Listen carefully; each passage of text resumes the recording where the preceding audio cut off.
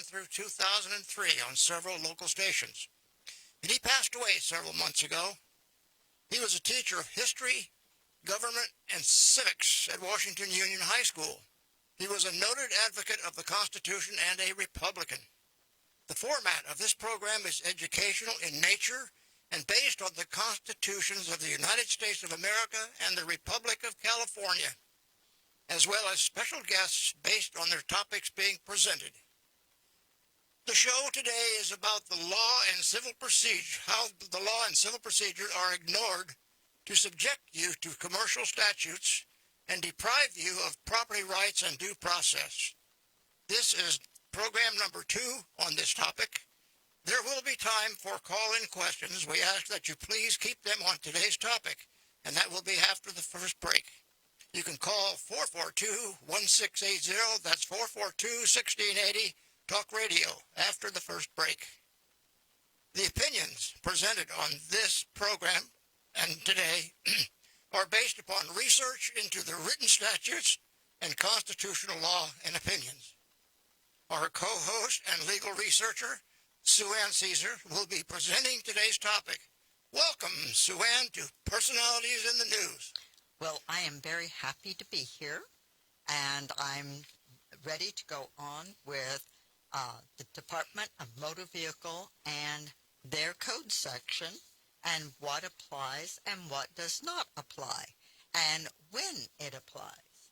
So, I'm ready for that. How about you? Of course, I'm always ready, even when I'm not.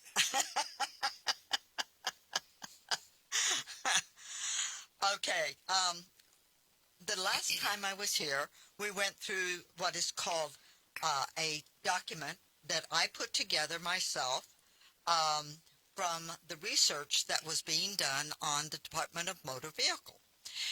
And the person that did this for me, because I made $85 an hour, I was a computer specialist, and so I had extra money that I would put into this person's working for me to do this work. And he'd go through everything, and then he would pull out the things that were very important. And so his name was Gene Lee, and I really am very grateful I met him, that I had the opportunity to work with him, and what I got was really very good. And one of the things that I did I did what is called the Mendota paperwork, and I think I had 2 shows on the Mendota paperwork previously, but what we liked the best was the Department of Motor Vehicle. And so I did a 45-page document on licensing and registration are commercial only. Any arrest for any other use is unconstitutional. And so I went through a couple of things and I'd like to repeat a couple of them. The government code says a sovereignty of the state resides in the people thereof, and all writs and processes shall be issued in their name.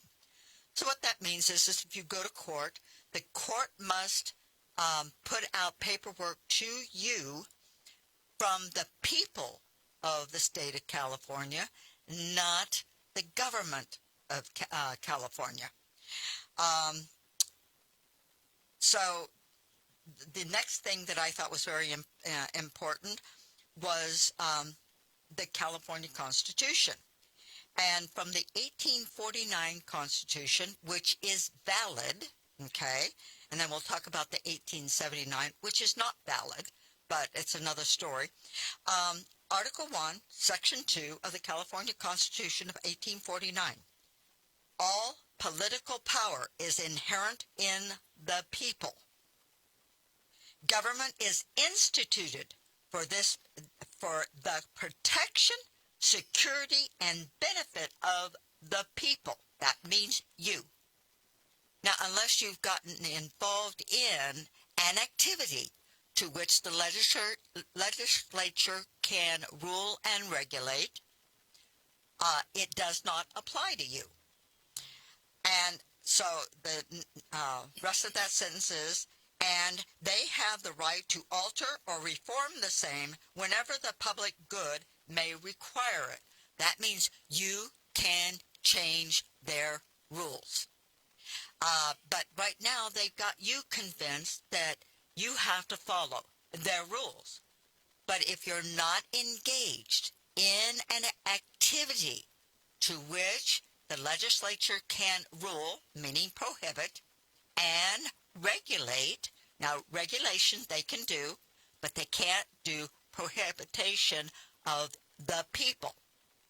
So it has to do with what status do you have. So the purpose of the court is to protect and maintain individual rights. So you have rights. So what are those rights? And these are things that you have to learn a little bit at a time because there are so many of them. So the after I did that document, and that's 45 pages, then I did another document called a Motor Vehicle Code Applies to For Hire Only, and that is California Vehicle Code Section 21100. So one of the things I do in this is that I put the address from the internet to show where this information came from. So California Vehicle Code from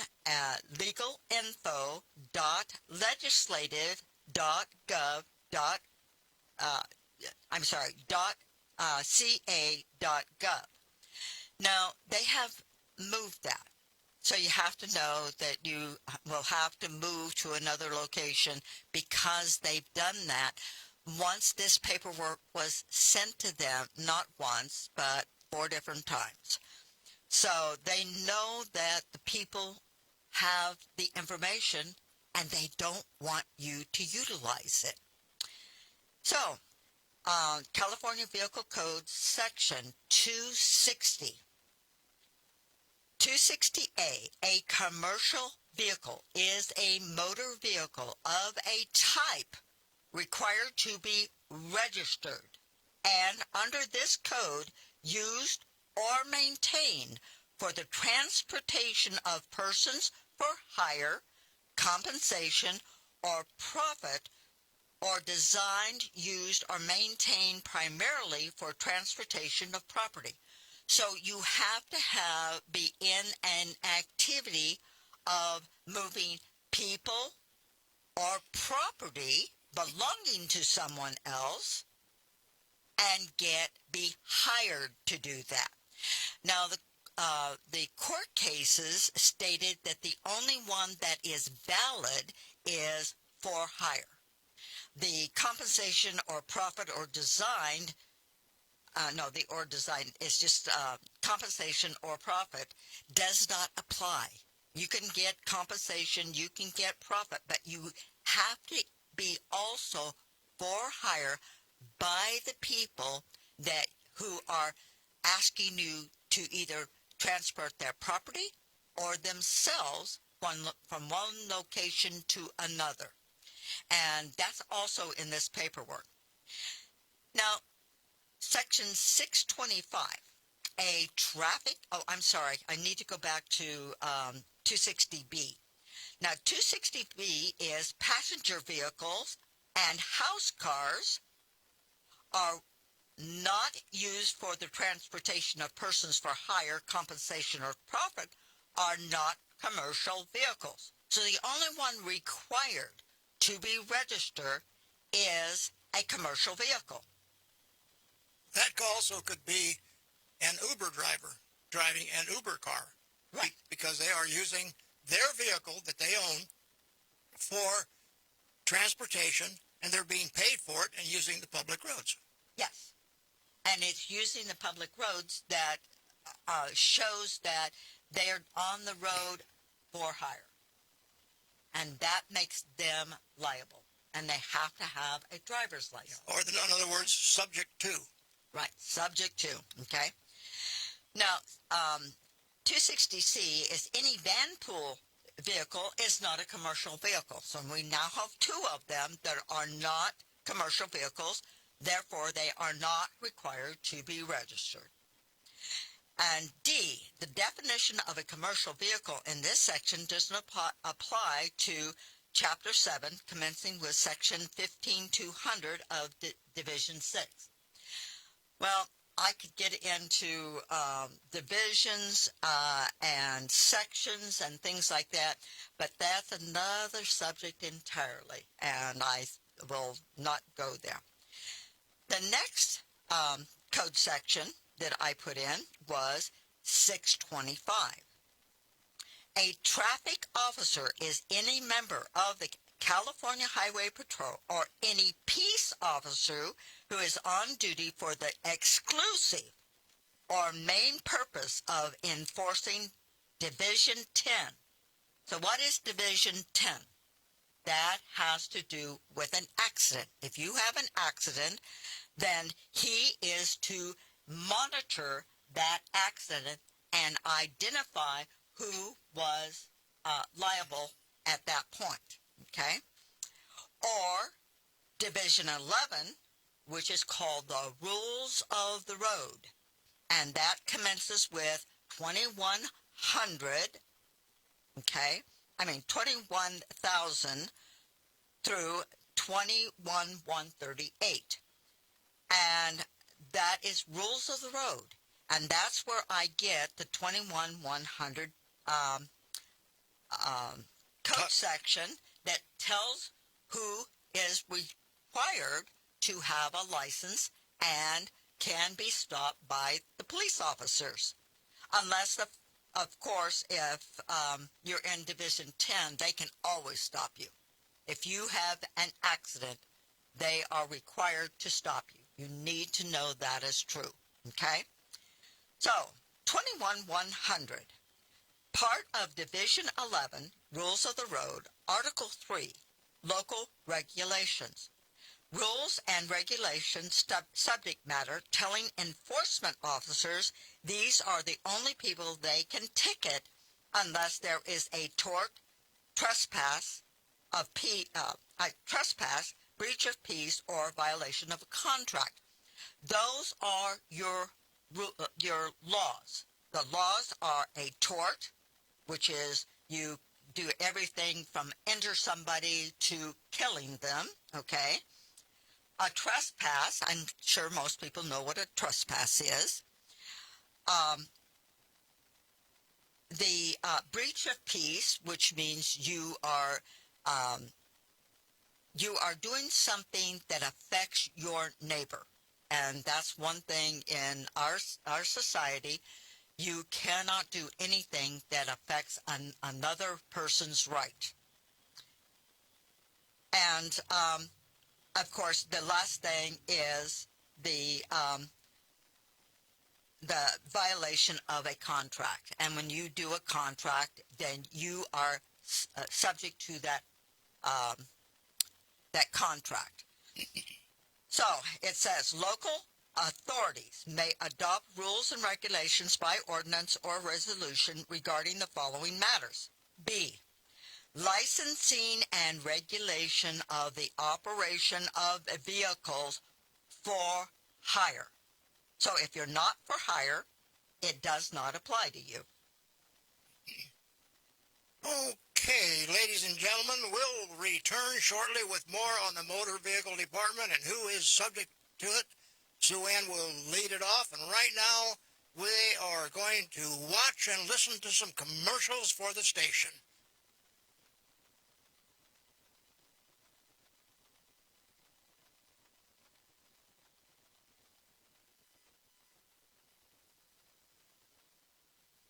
This is a program to help educate you on some of the issues that are vital to your understanding and your way of life, and what can be done to improve it.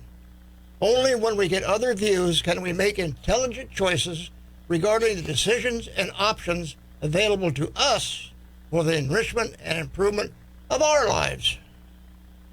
Good evening. Truman Sigler for Personalities in the News. This show is dedicated to the memory of John Castle, who started it in 1964 through 2000.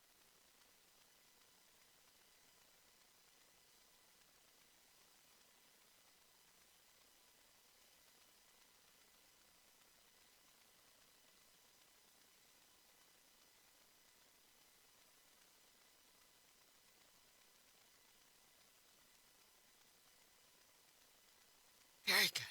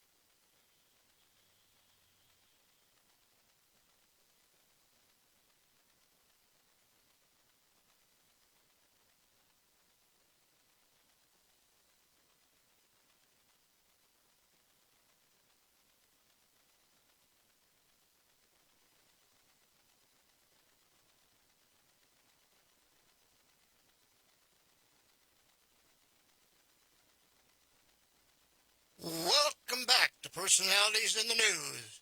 I am Truman Sigler, co-hosting this evening with Sue Ann. And we'll be back to her in just a moment for some more information on our topic for today and your questions. Don't forget to call in 442-1680 Talk Radio. Watch us on 32.3 on the television tube. And when you call in and I answer your question, if you could advise me if you're watching us or listening to us, or both, we would appreciate it.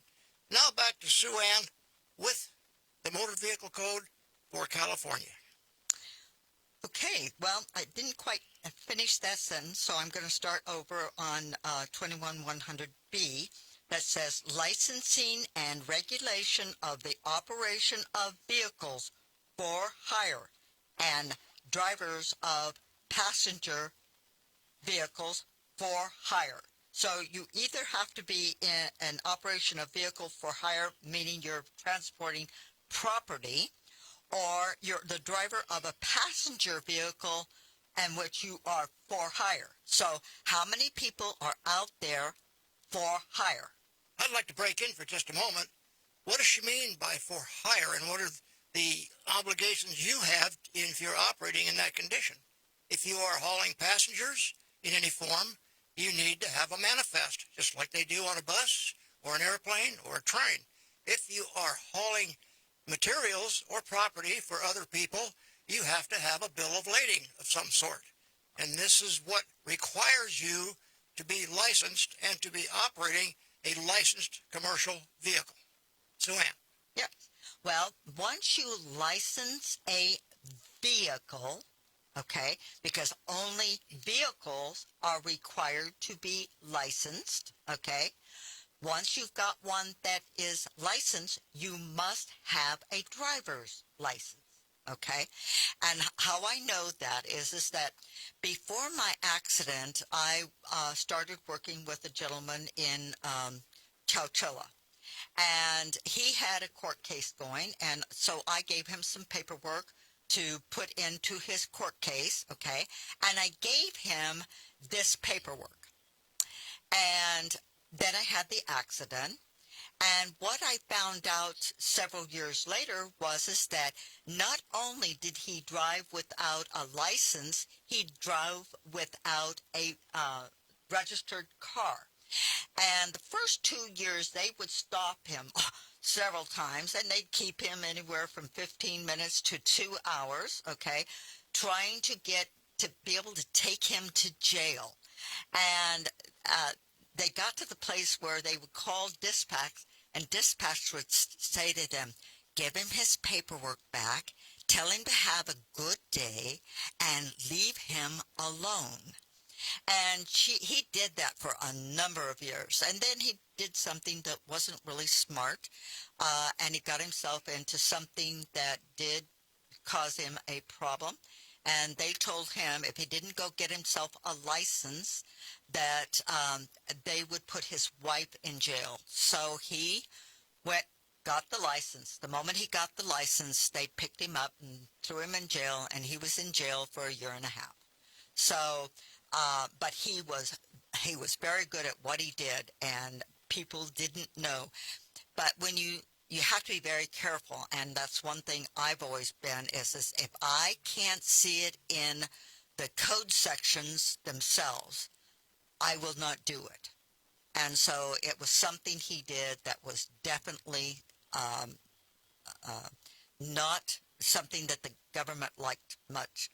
So anyway, so after that, I have this court case that I absolutely love, and it says a carriage is particularly a family or household article.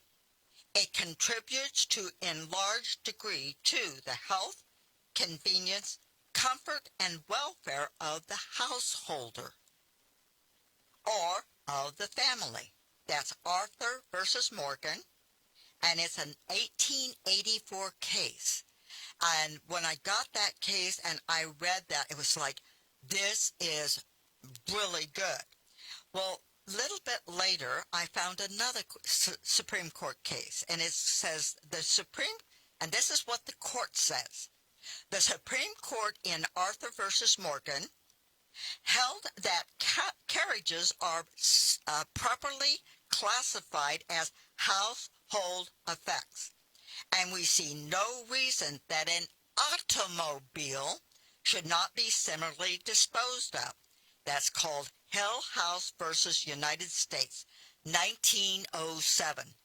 We're talking about way, way, way back when automobiles were just introduced.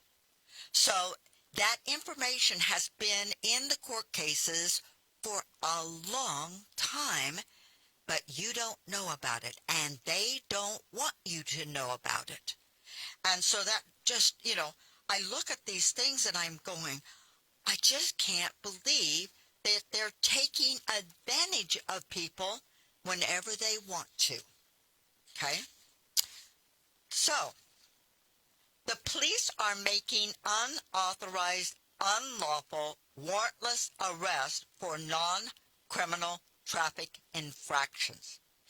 U.S. Supreme Court, not the U.S., I'm sorry, the state Supreme Court stated that infractions are not crimes. The only time a police officer can stop you is if you have a warrant for an arrest and they can identify you watching you go by. In other words, you don't have to subject yourself to self-incrimination by identifying who you are. Right. Okay.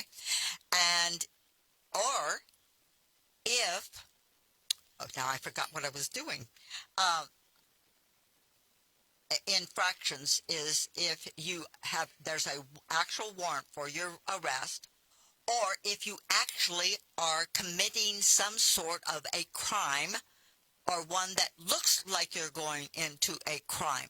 But they can't stop you and tell you that you have just done an infraction, because that infraction is not a crime. They can only stop somebody who is about to do a crime or has done a crime. So when you go down the street and they stop you for speeding, okay, that's an infraction. What did they stop you for? That's what you're interested in. What did you stop me for?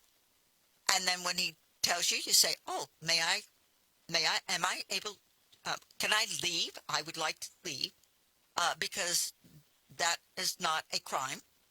And they like to believe that it's a crime, but it isn't, okay? The classification of minor traffic violation is non-criminal infraction is received increasing attention in recent years, not only in California but in other jurisdictions, as a basis for more realistic treatment of the problem in the courts.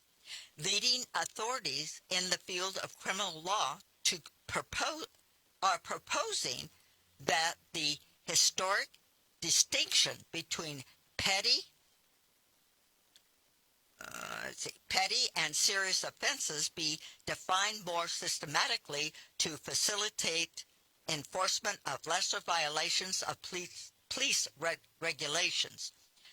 The system under study involves the creation of a category of non-criminal offenses for which the justice authorized upon conviction would be a fine or other civil penalties.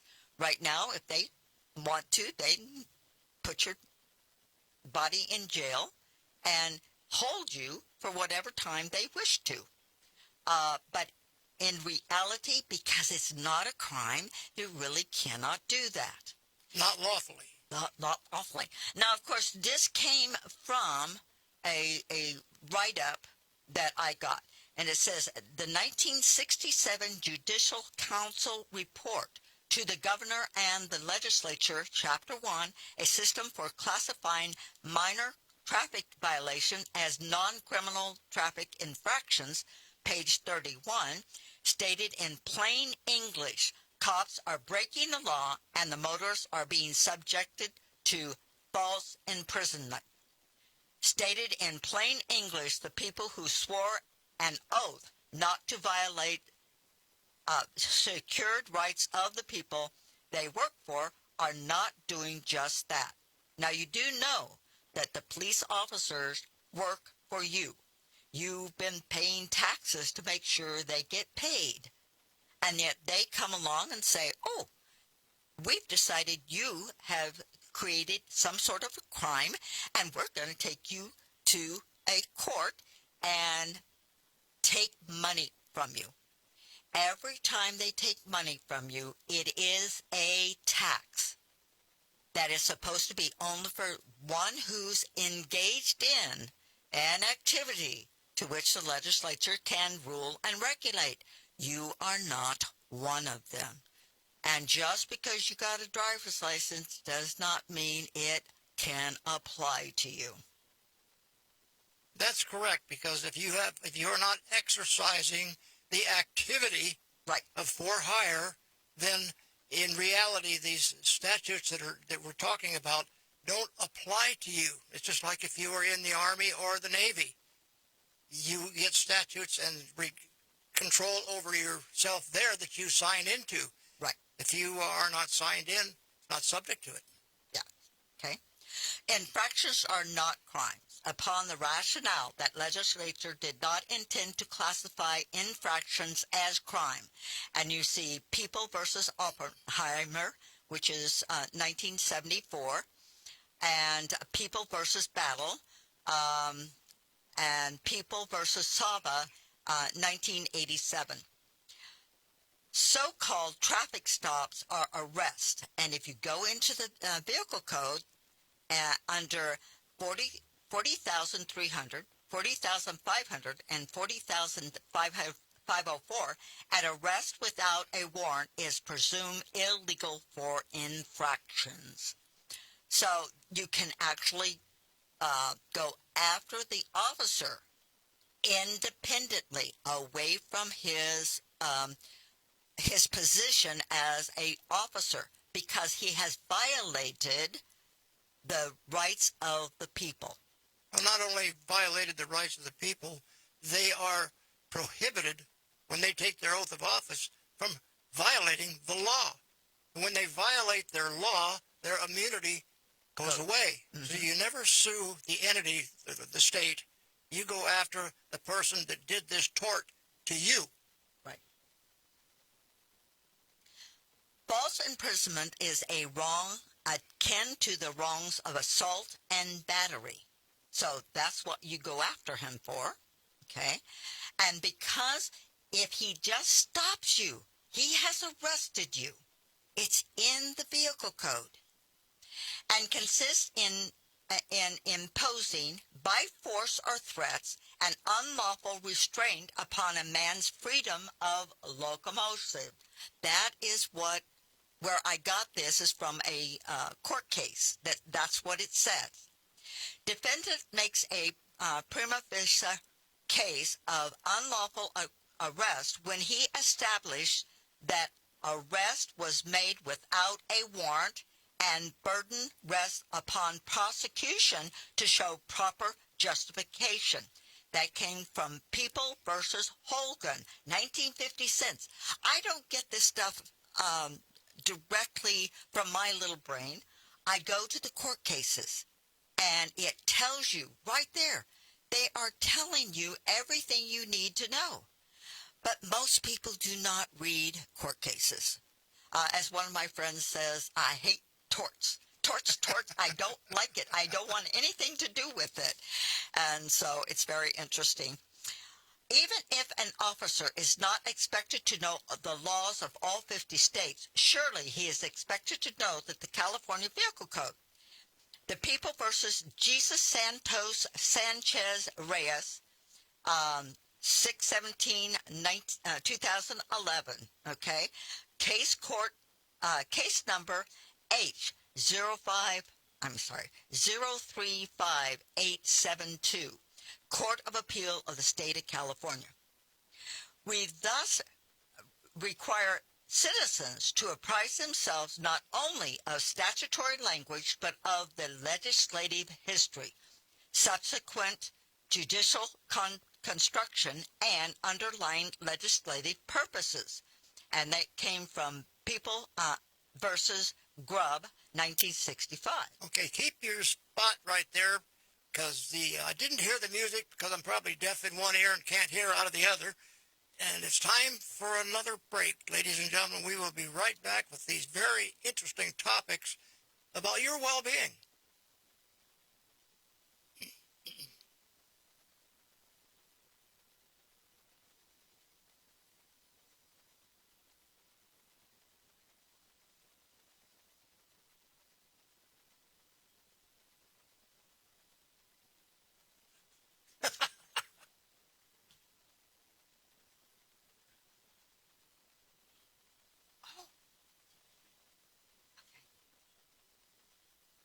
Barely.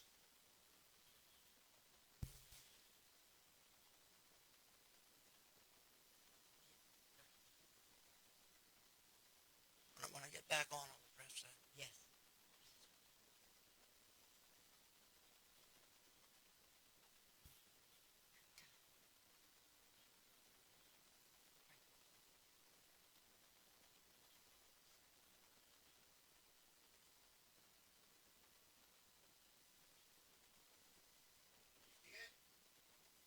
I can hear now. Are we on the line? Are we on there? Can you see his comment? Yes, I can see it. It says, it's from Binky. Yeah. It all starts in school when the Yeah. kids are taught Yeah, I've already read driving it. is a privilege. Yeah. Then you go and you request permission to drive as a privilege. Mm-hmm. That's Make right. sure you answer That that. person's right on. Got 5 people watching on Facebook. Good. So you can thank them right now if they're listening. Becky, are you on? I guess you're on the air. I can't hear you, but I can see what you wrote. And you are absolutely correct in all of this. We don't go into the nuts and bolts that much at this early in the stage. We're probably going to do more than one show. We've already done one. We'll probably do several more. So you are absolutely correct. You know what you're doing.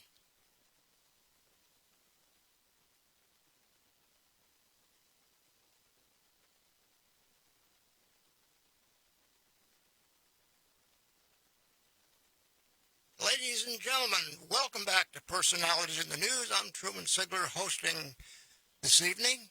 Now back to Sue Ann for more information on our topic for today and your questions. If you're calling in or listening to us locally, let's call in 442-1680 Talk Radio and join the fun here. we will get back to Sue Ann right now with some more information on the California Vehicle Code. Thank you, Truman. This has been really one of the things is somebody said that this happens in the schools and the schools teach them. Well, I need to talk about the California schools because the California schools are actually federal schools. They've gotten rid of our local schools. And so the federal schools like people to not be very smart about what they can and cannot do. So they teach them what they want them to know. And so know that all of this has to do, there's so many different areas that are so out of kilter at the moment that we really need to find something we can go after them for that will get them to understand that we really know something more than we used to know. And so it's really amazing, okay? Anyway, we just finished with People versus Scrub, which has to do with the citizens to apprise themselves not only of the statutory language, but also of legislative history. That is so important. The void for vagueness doctrine in the Supreme Court, 1960, okay, Walker versus Superior Court, an officer may be held liable in damages to any person injured in consequence of a breach of any of the duties connecting with his office. The liability for nonfeasance, misfeasance, and for malfeasance in office is in his individual, not his official capacity. And that's what Truman mentioned earlier, okay? And that comes from one of the law dictionaries, not dictionary, I'm sorry, it's a, I don't remember what that's, but it's called 770 Amjur Second. So, we have a person calling in. Yes. Yes. I don't see your name up there, but identify yourself and let us know, are you watching or listening? Hi, my name is Leslie, and I'm actually listening on the radio. Very good. And your question for Sue Ann, please. So I had a question in regards to, so I don't need a driver's license if I'm carrying anyone, and I can't get a ticket? Is that? Well, we're not going to say that you can't get the ticket because these people are not used to obeying the law, the ones that's giving the tickets. Right. So if you do get stopped or arrested unlawfully, then you have the perfect right to go after the officer as an individual. Yes. Now, I have done this not with the officers. I've done this in another area, and it's very easy to win because they have no defense, because if you sue them in federal court, it costs them a lot of money just to write a brief to answer it. And so you usually win by default on those kind of things. But you can do this in other jurisdictions also. So, Ann? Yes, and it's the idea is that you have to go after them in their individual capacity, and the state cannot become involved because you're not going after them in their position as an officer. You're going after them individually for violating their oath of office as an individual. And that makes a big difference. And so they tell you exactly how to do all this in all these wonderful law books. But have you ever tried to read all the law books? It's an impossibility, but yet you are charged with having to know the law, even when they don't, and the lawyers don't. Right, absolutely. Because the lawyers all think that you are involved in an activity. So they come after you as if you are in an activity. And so that is the big challenge that most people have. Now, I have written to to the state of California 4 different times with my paperwork, and they want to ignore me. And at that particular time, I didn't understand how to go about to go after them specifically. But now I know how to, and so one of the things is in this next year, I plan on doing some more writing, and I will tell them I've already sent you this paperwork, and it went everybody. I think I had 15 different people I sent it to, everything from the Mayor, Chief- chief of police, so forth and so on. Yes, all the way up to the governor.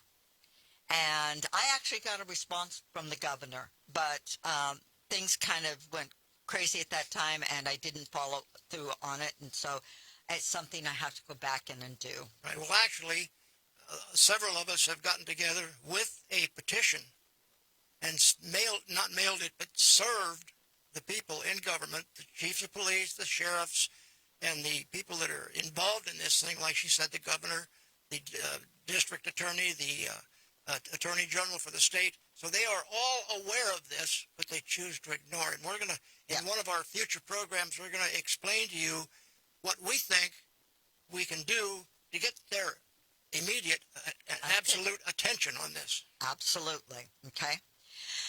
Now, one of the things that I find is very interesting, if you go to the DMV website, okay, and you go to the section where they talk about them, okay, they tell you something that is a total lie, okay, because in this particular next case that I'm going to bring up, it shows that the DMV at one point was part of the Railroad Commission, okay? It says it has been established that a state may not impose a penalty upon those who exercise a right guaranteed by the Constitution. That's Frost and Frost Trucking Company versus Railroad Commission of California. Constitutional rights may be of little value if they could be indirectly denied. That's Smith versus Allwright. Or manipulated out of existence. Chameleon versus Lightfoot. If you are part of a compact, all other must be by consent. So they have to have your consent to come after you. That is absolutely required, okay? See, what you don't want to do, if you do get stopped and you get involved in this thing, you don't want to tell all the officer this. No. Because he's not going to listen to you, because he's been trained to be a revenue agent at that point in time, because there was no tort or lawful arrest. Right. And he's been trained to just write you up and let you fight it out in the courtroom, which is really not a courtroom. It's an administrative hearing, but that's another thing. Yes. We have, it's like they tell you it's a court when it's not. They tell you it's a judge when it's just a commissioner. What's a commissioner? He's one who collects from whatever he gets out of your pocket. So when he charges you $1,000, he gets, and I don't know how much it is, but he gets a portion of that put into his retirement fund. So he loves you to be found guilty and loves for you to line his pocket. And so he collects a whole bunch for the state, and then he gets a portion of that, which goes into his retirement fund. Now, another portion of that goes to the police department. So when they give you a ticket, part of that goes to the police department. And then the rest goes to the state, and it's still all a tax, and you are not required to pay a tax. Now, we talk about property taxes. Well, you don't owe that either, but we're not going there today. Now, we went into that when we went into the Mendota case somewhat. Yes. And we addressed that on last week's show when we had the investigative reporter on from Los Angeles and the attorneys on the air discussed all of that. And we gave them our information on the case in Mendota, and now we're waiting to see how they're going to follow through on it. Well, I'm looking forward to that. That's awesome. So, all right. People versus Battle. Now, that's a very, very good case. 1975. The court in Henry Hayes, 1969, held that Section 654 of the Penal Code applied to acts or omissions not only interdicted by the Penal Code, but which also embraces penal provisions in other codes as well, including those found in the Vehicle Code.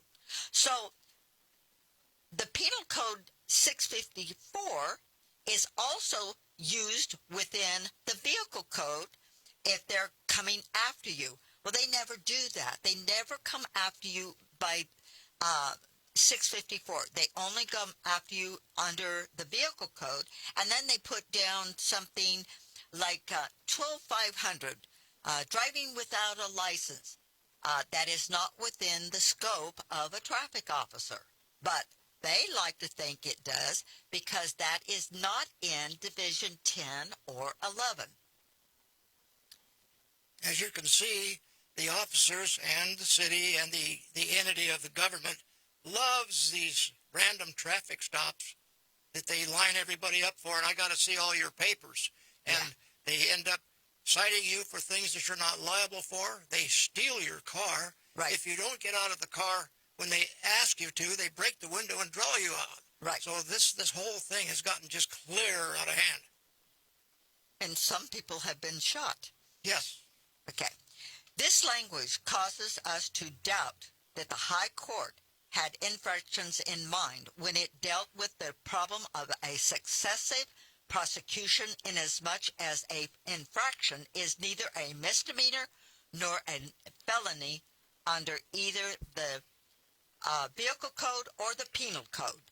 So, check that out. It does not apply in either case because you are not one engaged in an activity to which the legislature can rule and regulate. In summation, it is questionable whether the legislature considers an infraction to be a crime.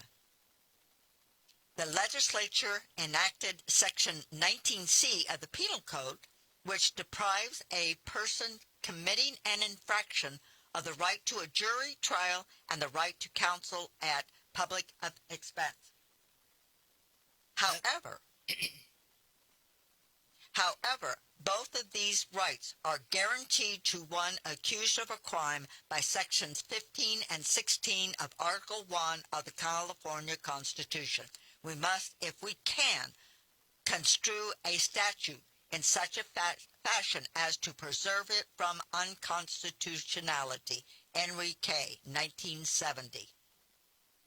By construing Section 19C, the Penal Code, to relate to non-criminal offense, we can avert a clash with the Constitution and achieve our goal, that is the continued viability of the statute. Okay, we're going to take another short break here, or a break that is necessary to keep us on the air. And Mr. Engineer Owner, would you please take it away and run with it?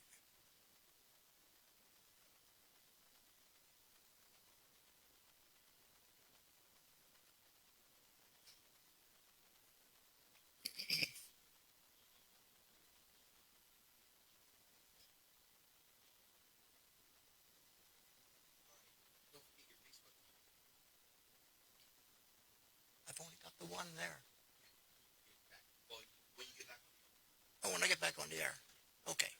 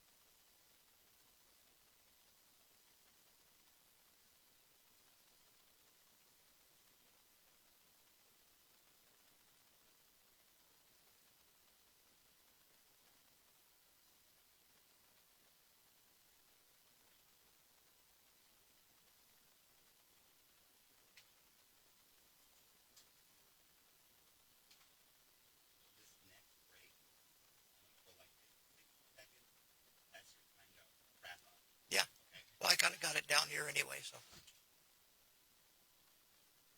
Mhm.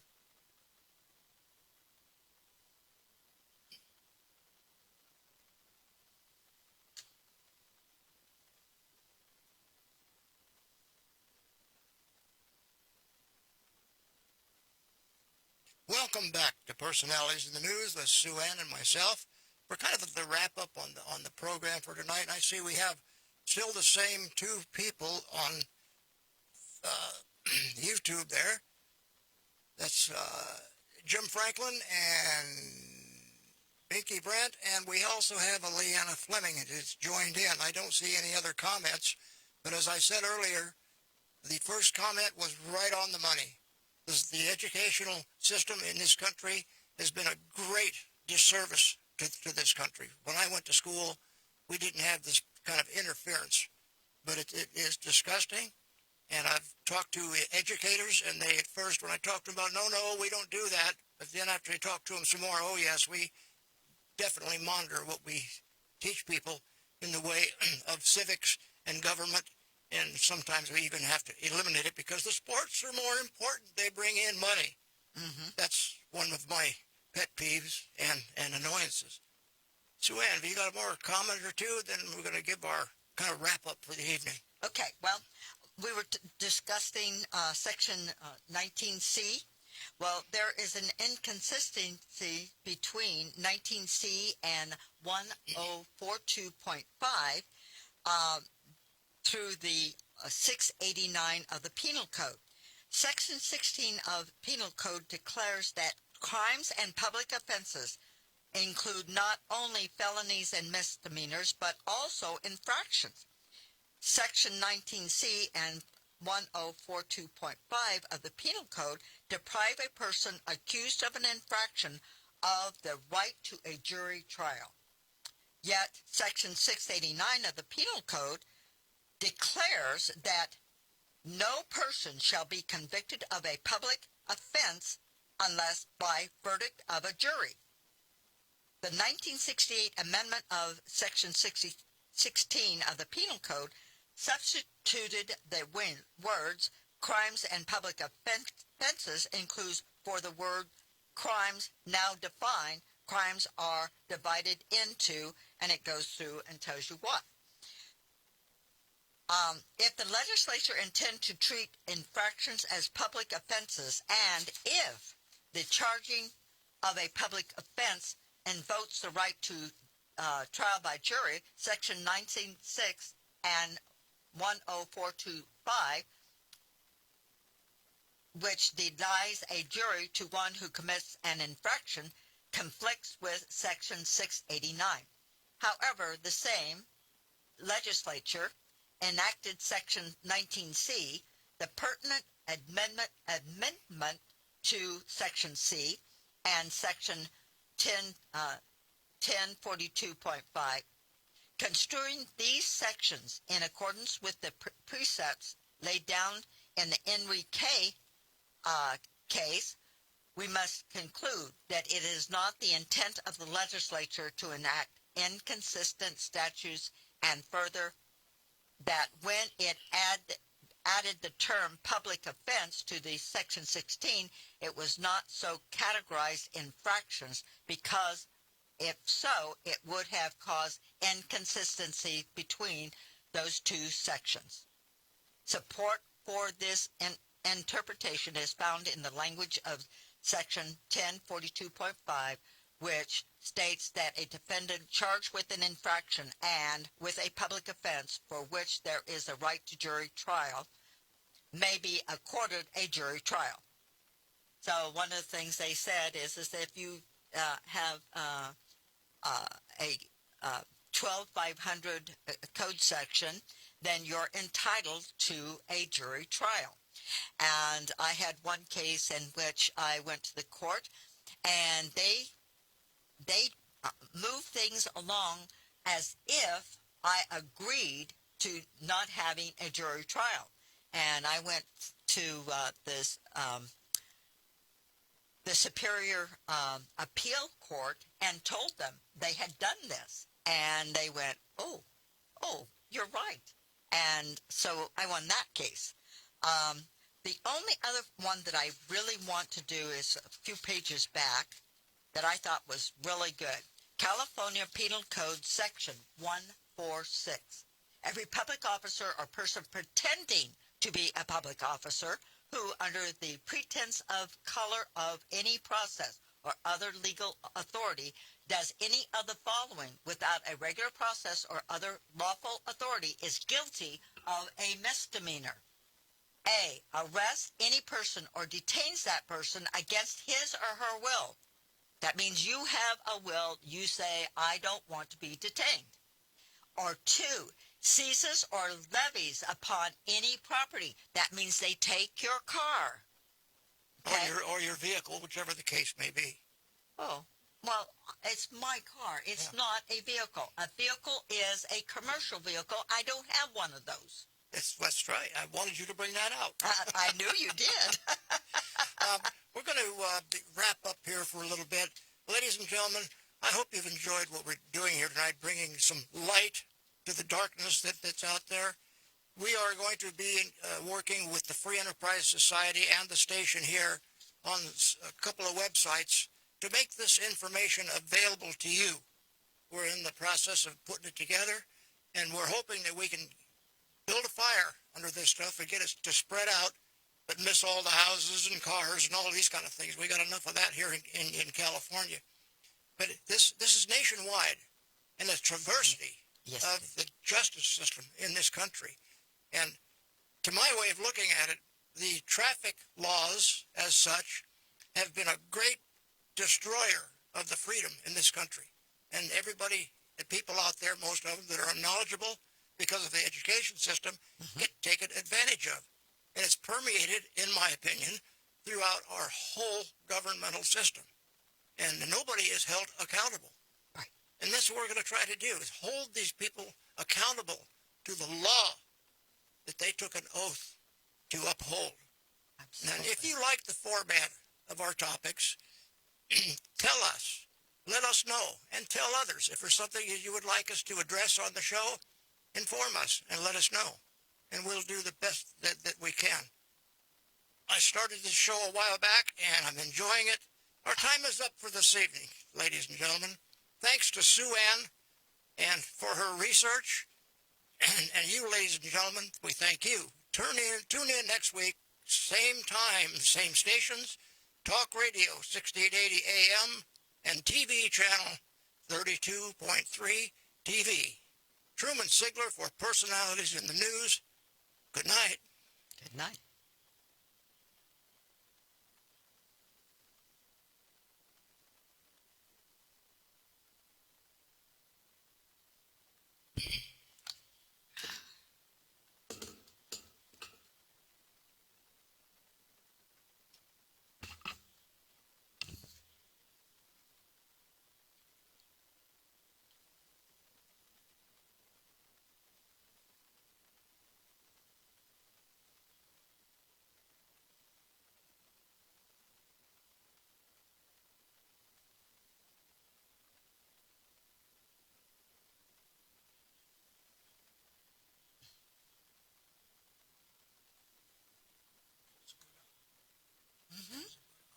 Very good. It's going to take several more to get into this. We want to get into the so-called traffic stops and stealing your cars. Yes.